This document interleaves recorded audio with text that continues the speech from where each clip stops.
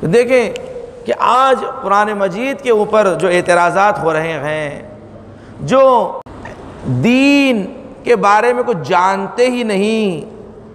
دین کے بارے میں اپنا منہ کھولتے ہیں، یہ وسیم رشدی ہے چاہے کوئی ہو، کہ جو کہتے ہیں کہ قرآن مجید کی 26 آیتیں قرآن سے نکالی جائیں۔ حضرات کرام دیکھیں کہ قرآن مجید کی حفاظت کا خدا نے وعدہ کیا ہے، اِنَّا نَحْنُ نَزَّلْنَا الذِّكْرَ وَإِنَّا لَهُ لَحَافِظُونَ، کہ ہم نے اس ذکر کو نازل کیا ہے اور ہم ہی اس کی حفاظت کریں گے۔ جس کی حفاظت کا خدا وعدہ کیا ہے کہ تم کون ہیں، یہ وسیم ناری کون ہے کہ جو کہتا ہے کہ اس میں سے نکالا جائے، بلکہ یہ سب جانتے ہیں۔ حضرات گرامی دیکھیں ہمارے ملک کا بچہ بھی یہ واقف ہے کہ یہ کس کا مہرہ ہے، یہ کس کی بولی بول رہا ہے۔ یہ بات نہیں ہے، یہ اٹھایا ہوا ہے کہ ہم قرآن مجید کو بین کریں یا اس میں سے آیتوں کو نکالیں جو دہشت گردی کی آیتیں ہیں۔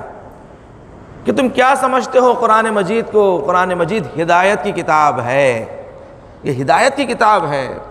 یہ تمہاری سمجھ میں کمی ہے، یہ تمہارے فہم میں کمی ہے کہ تم سمجھ رہے ہو یہ کتاب دہشت گردی کی کتاب ہے۔ اگر تم اس پر ایمان لاؤ پھر تمہیں سمجھ میں آئے گا کہ یہ کتاب کیا کہہ رہی ہے۔ کہ دیکھیں کسی بھی مذہب کی کتاب کو، کسی بھی دین کی کتاب، دینی کتاب کو اس طرح نہیں دیکھا جا سکتا۔ اگر اس طرح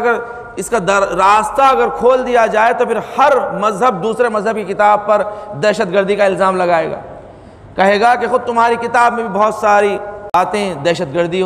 اعتراض کا دروازہ اگر کھول دیا جائے گا۔ لیکن کسی کی مذہب کی توہین کرنے کی اجازت نہیں ہے۔ تو انہوں نے دیکھا تھا کہ باہر سے حملہ نہیں کیا جا سکتا، تو انہوں نے یہ کیا کہ خود ایک مہرہ کے جو جلا ہوا مہرہ ہے، ایک سوختہ کہتے ہیں،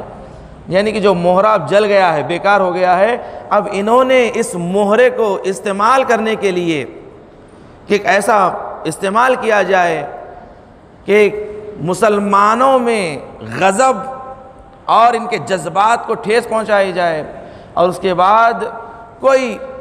جذباتی مسلمان آگے بڑھ کر جب اسے مار دے گا کے لیے وسیم رضوی سے اب ان کو کوئی کام نہیں ہے، اب وسیم رضوی کے مردے جسم سے کام ہے ان کو۔ اب وہ چاہ رہے ہیں کہ وسیم ناری کو کوئی مار دے، جب کوئی مار دے گا تو اس کا مردہ لے کر یہ دنیا میں ہنگامہ مچائیں گے کہ دیکھو مسلمانوں نے ایک مسلمان کو مار دیا ہے کہ اس نے اعتراض کیا۔ تو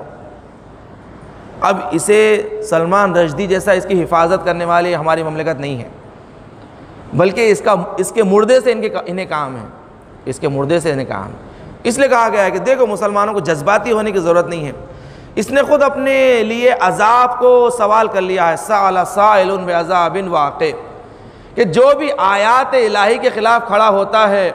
چاہے وہ حارث ہو کہ جو غدیر میں رسول کے خلاف کھڑا ہوا اور کہہ رہا تھا کہ یہ آپ کی جانب سے ہے یا اللہ کی جانب سے ہے،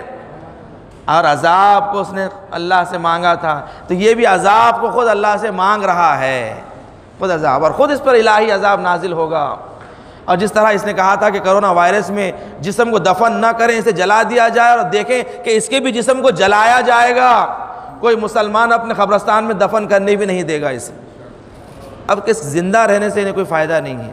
تو انہوں نے کیا کیا کہ ایسا حملہ کیا ہے، وہ بھی 27 رجب کہ جو روز نزول قرآن مجید ہے، آیات قرآن کا نزول ہوا ہے،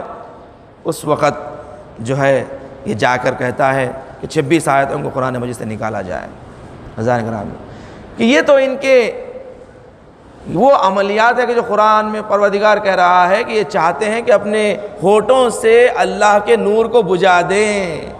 کہ دیکھو تم کبھی اپنے ہونٹوں کی پھونک سے اللہ کے نور کو بجھا نہیں سکتے، بلکہ اللہ کا نور تو اور بڑھے گا، کہ اللہ کا وعدہ ہے یہ کبھی مٹ نہیں سکتا۔ تو پیغمبر نے فرمایا 2 چیزیں چھوڑے جا رہا ہوں، قرآن اور اہل بیت، یہ ہرگز آپس میں جدا نہیں ہوں گے، ان دونوں کی حفاظت کا خدا نے وعدہ کیا ہے۔ یاد رکھیں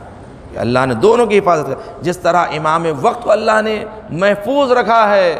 اسی طرح قرآن مجید کو بھی اللہ محفوظ رکھے گا۔